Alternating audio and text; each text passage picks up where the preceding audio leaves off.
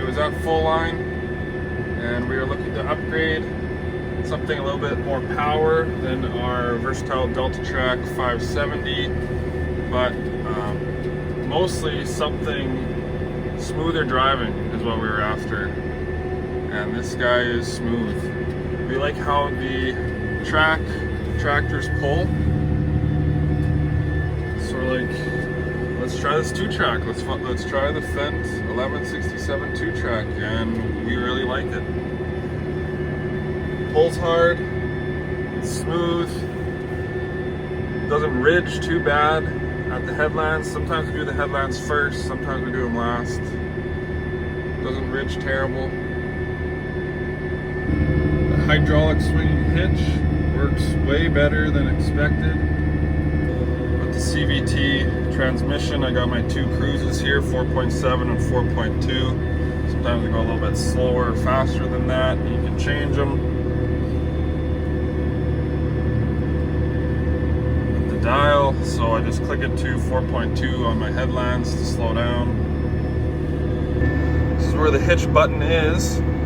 Took a while to find that, needed some help enabling that. Couldn't find that forever. Not a huge fan of these hydraulic remotes. The detents it's like not much of a detent. Like, it's hard putting it into float. It seems it doesn't really want to go into float. I like the versatile remotes. You just click it all the way forward and it locks in there. I like that better. It's great getting into the tractor with the ladder that folds down nice and low. Nice walkway to get in. It's not bad to fuel up right here.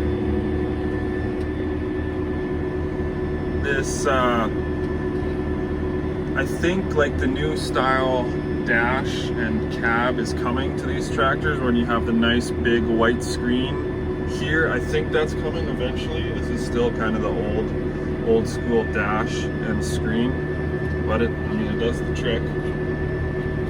The air conditioner in the Delta Track had its moments. You'd keep it at whatever 70 or 68 degrees, but it would blow cold air for 5 minutes, then it'd blow hot air. So I don't know, it kind of was all over the place. This, you just set it and it just stays there. It's very constant. I know that's not like the biggest thing ever, but you do notice it when you're seating all day. You got to put your jacket on, then you got to take it off and stuff. Don't want to be doing that. This armrest though is not quite solid enough. You get into a bad spot, kind of get the shakes, this armrest can start moving on you pretty good. So you kind of got to put your weight on it to settle it down. It's just not heavy enough the way it attaches to the seat. The sprayer one is a lot better. It seems like it's a lot more solid. So this one does shake a little bit. We're using the John Deere Guidance, the Gen 4 monitor with the 7000 receiver. So there's the right cart green fit wiring harness in the roof just under this cover. Mike left it, so it's basically allowing the Fendt tractor to use the John Deere Guidance, basically allowing us to use the John Deere Guidance in this tractor, and that seems to be working really well for us so far. It doesn't use a lot of fuel, definitely not more than the Versatile, the same or less, but it uses a lot of exhaust fluid. It uses a lot of DEF, probably like 70-75 liters a day, which seems like a lot. So it uses a lot of DEF. Now, if anyone from Fendt is watching, I got an idea, and I'll give you this idea for free. Everyone knows the John Deere tan leather, the case dark red leather. Fendt needs a dark green oval office type seat.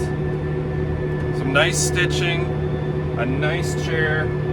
Be the first thing you notice as soon as you open the cab door. A nice dark green leather seat, the big Fendt logo right at the top. That's what Fendt needs. That will make it a premium product. Second free idea, why can't you start the tractor from your phone yet? Who's gonna be the first one to do that? Well, then you can't check the oil in the morning.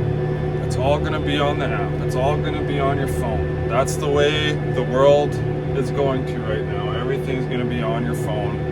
As soon as you leave the yard, before you leave the yard, you go to the app, start the tractor. You can check all your fluids, check the oil level, fuel, def, what are you at. By the time you get to the field, tractor's warm. It's not that crazy of a concept, really. Guys have tractors that drive themselves. They're spraying with the drones. You should be able to start the tractor from your phone. The tractor pulls hard. You can pull up anything we've got. We have some pretty big hills. But if it stays straight, pulls right up. We have the 66-foot Borgo with the 950 tank. So it's a big tank. It's not the biggest. It's not the 1,300 bushel. I have my minimum TMS set at 1,500. So it stays at that. It won't rev up above that unless it absolutely has to. And I haven't seen it hit 1,700. It'll rev up a little bit past that, but not much. Cab visibility is good, except for out this side because of all the monitors. Sunshades are good. Sides too. Side wiper. You can see really well to the front. The hood slopes down, so you can see pretty much right in front of you. And the lights are really bright on this thing. Sitting at night, lights are really bright to the front, and especially the back. Lights up the whole toolbar. I like how the tractor goes back straight when doing headlands. Makes a nice clean headland pass. You barely have to turn the wheel. And the tractor wheel goes back to the middle, goes back straight. It's really quiet in the cab, not much engine noise. Definitely a lot quieter than the Delta track. Different sound.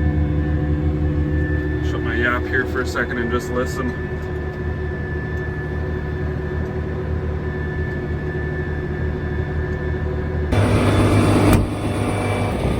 And that's my 1 year review of the Fendt 1167.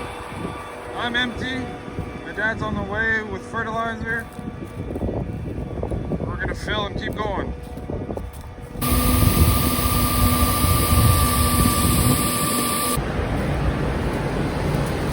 Another taper.